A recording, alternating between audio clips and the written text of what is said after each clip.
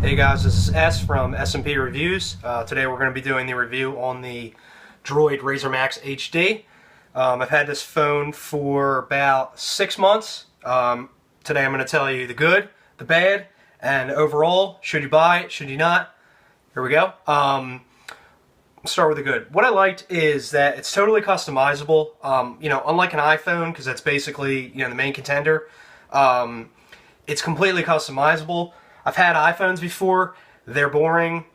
They're kind of, you have your folders and that's it. This, you can do whatever you want. On my home screen, I have the weather. I have a little calendar with reminders. I have Google Chrome at the bottom. I have Google Hangouts. Basically, whatever you want. I have, my frequent contacts so I can get right in touch with people, my maps, this, that, and the other thing. This can do folders, which is a big upgrade. Also has Google Now, which if you know anything about Google Now, it basically monitors all of your data that you use, stuff that you look up, places you go, places that you are, places you stay. It'll find out where your work is, and if you're at home, it'll tell you this is how long it takes to get to work. This is what this is what weather's like on your way. This is what everything's like. It's pretty awesome. I also like the physical shape of the phone. It's big, but it's grippy. It's big and sleek. It's a good design. I really like it. Now, you can hold on to this and it won't slip out of your hands. Sometimes the iPhones, if they're not wrapped in a case, they're going to slip right out of your hands and they're going on the ground, which is a disaster because you're breaking an iPhone. This has the Kevlar in the back, which is cool to look at, cool to tell your friends about. It is strong. You can drop it on the ground. The phone is really well made. It's got the Gorilla Glass in the front and the Kevlar in the back, so somebody's really thinking when they put this thing together. It's nice because you don't have to have this thing wrapped in a case all the time, unlike an iPhone. If you go outside and your iPhone is not in a case, you're like playing Russian roulette. It's death. This thing, you can drop it on the ground.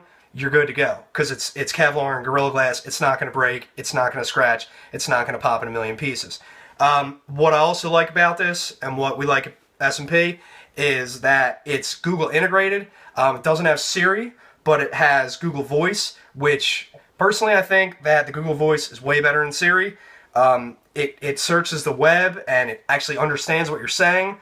The other day I had to look up what Baba Ganoush was. What is Baba Ganoush? Baba ganoush, a thick sauce or spread made from ground eggplant and sesame seeds, olive oil, lemon, and garlic. Typical of Eastern Mediterranean cuisine.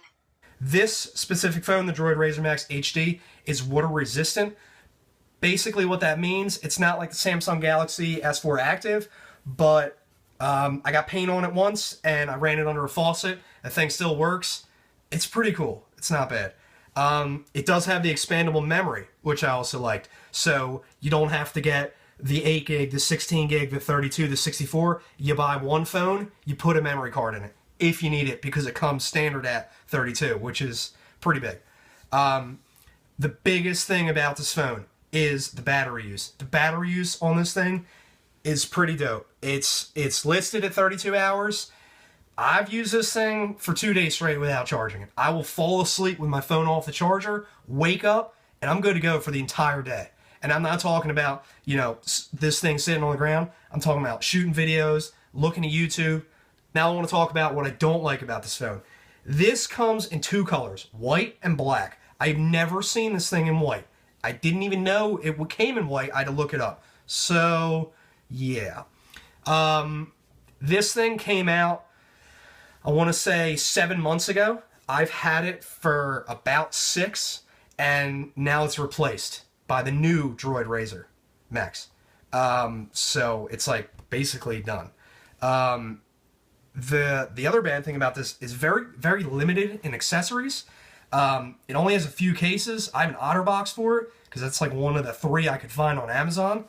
The OtterBox is pretty cool, but there's no fun cases, there's no silly cases. It's not like an iPhone. It's not built for everything. That's it. There's also no charging cradles.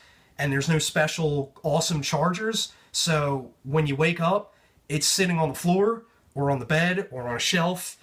There's nothing cool about it. The worst thing about this phone, which is personally for me the deal breaker, is that it freezes all the time. The Droid Razr Maxx doing what it usually does and not working sometimes, as I try to go to Google Cards and it doesn't work at all, and it says no cards even though I'm connected to the internet.